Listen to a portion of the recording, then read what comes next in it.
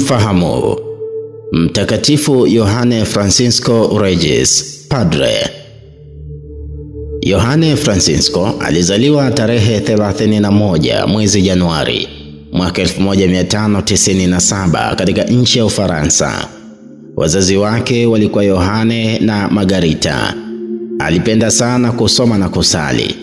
Alipokuwa na umri wa miaka 14, aliingia shule ya Wajezuiti, na alipofikia umri wa miaka 19, alijiunga na shirika la Wajezuiti. Alipewa daraja ya upadre alipokuwa na umri wa miaka 33. Alizunguka huko na huko akiwafundisha watu imani ya Kikristo. Aliwatunza wagonjwa wa tauni hospitalini na kuwatembelea wafungwa gerezani. Wakati wa kiangazi aliwafundisha Wakristo waliotoka katika miji mikubwa. Wakati wa baridi wakulima hawakuweza kufanya kazi mashambani, alifanya utume kwa watu wa vijijini. Majira ya baridi yalipowadia, alikwenda mashambani kuwafundisha watu katekisimu. Aliwaongoa wakosefu wengi kwa mafundisho na maisha yake ya utakatifu. Yohane Francisco hakujali jua kali, baridi, kiu, njaa wala magonjwa ya kuambukiza. Hamu ya moyo wake ilikuwa kuokoa roho za watu.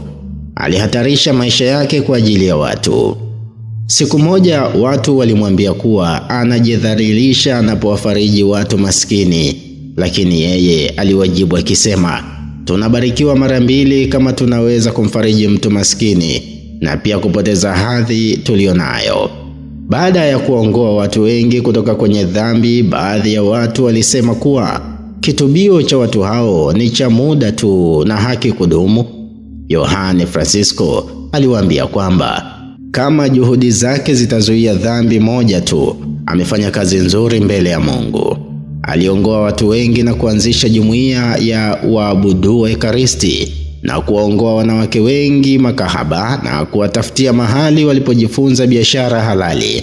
Aliwakemea wafanyabiashara matajiri waliouza nafaka ambao waliwanyonya wanyonge na kuuza kwa bei kubwa.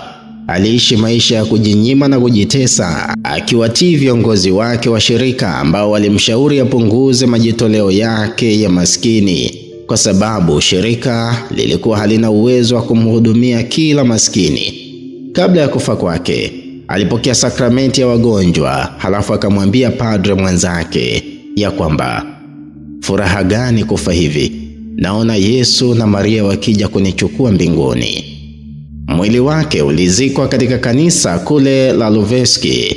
Yohane Francisco alifariki dunia tarehe 31 mwezi Desemba mnamo mwaka 1640 na alitangazwa kuwa mtakatifu na Papa Clementi wa 12 mnamo mwaka 1737. Mtakatifu Yohane Francisco Regis, Padre, utuombee. Hii ni sauti ya Pasco Tuliano. Tumsifu Yesu Kristo.